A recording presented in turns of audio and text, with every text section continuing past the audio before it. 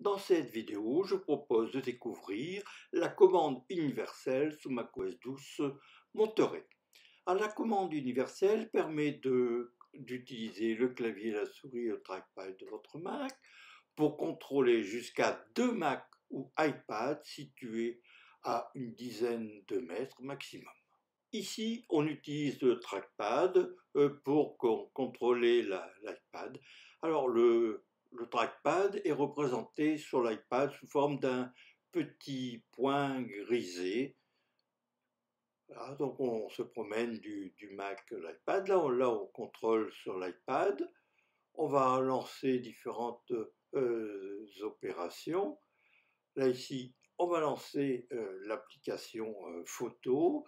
Et de l'application photo, on va déplacer une photo, puis ensuite une vidéo entre l'iPad, donc depuis l'application photo, vers le bureau du Mac. Voilà, ici maintenant, je déplace ma vidéo après avoir déplacé une photo. Maintenant, je vais lancer mon application PowerPoint sur l'iPad et je vais aller glisser une photo de ma présentation PowerPoint vers le bureau du Mac. Voilà, ma photo a été glissée et je pourrai le glisser vers une autre application du Mac. Maintenant, je vais lancer mon application Word depuis toujours l'iPad. Je vais saisir du texte. Donc là, je saisis le texte depuis le clavier du Mac. Là, je lance et voilà, je commence. Dans cet instant, je vais commencer. Ça y est, je saisis mon texte depuis le clavier du Mac. Bon, évidemment, ici, c'est pas très lisible.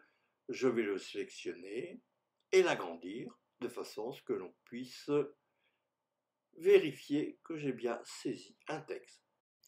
Alors, découvrons maintenant les différents réglages à effectuer sur les appareils. Alors, tout d'abord, le réglage sur le Mac. On va dans les préférences système moniteur et on va aller associer le clavier et la souris d'un Mac ou d'un iPad qui est à distance. Donc, je vous rappelle, la distance est de l'ordre d'une dizaine de mètres maximum.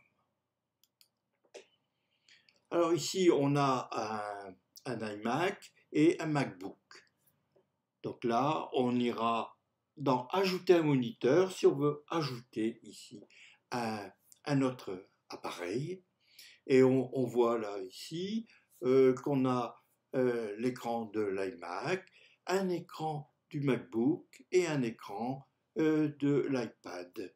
Donc l'iPad Pro M1.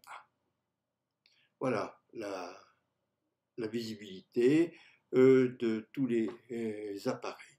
Donc on a un ensemble de un iMac, un iPad et un MacBook.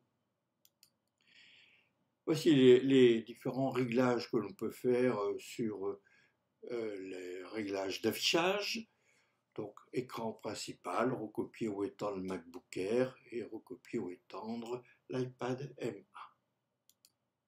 Alors on pourra changer l'ordre des appareils. Donc là ici par exemple à gauche on a l'iMac, le MacBook, l'iPad. À côté on a dans l'ordre l'iPad, l'iMac et le MacBook. Et ensuite on a à gauche le MacBook, l'iPad et l'iMac. Donc ça signifie, c'est l'ordre où on pourra déplacer la souris ou le trackpad du Mac vers les autres appareils. Alors, voici le réglage maintenant plus détaillé sur le Mac. On va indiquer, autoriser l'utilisation du pointeur, pousser contre le bord d'un moniteur, reconnecter automatiquement. Alors notez que actuellement c'est en version bêta. Voici ça, c'était le réglage de la commande universelle. Autre maintenant réglage de l'iPad. Donc on va aller dans Général, Réglage, On/Off et pointeur et clavier bêta, et bien sûr activer le Bluetooth. Voici les configurations système requises pour les commandes universelles sur le Mac. Alors tout d'abord, il faut exécuter macOS 12 Monterey 12.3 ou version ultérieure, et ça fonctionne sur les différents MacBooks qui sont actuellement affichés. Et maintenant, pour l'iPad, il faut utiliser iPadOS 15.4 ou version ultérieure avec les différents iPad, tous les modèles iPad Pro, iPad de 6e génération ou ultérieure, iPad Air 3e génération ou ultérieure et iPad mini 5e génération ou ultérieure. Alors au niveau des configurations supplémentaires requises, il faut être connecté au même identifiant Apple avec la protection identification à 2 facteurs, et les appareils doivent se trouver à moins de 10 mètres les uns des autres. Les fonctions Bluetooth, Wi-Fi et handoff doivent être activées sur chaque appareil. Et votre iPad ne doit pas partager sa connexion cellulaire avec un autre appareil.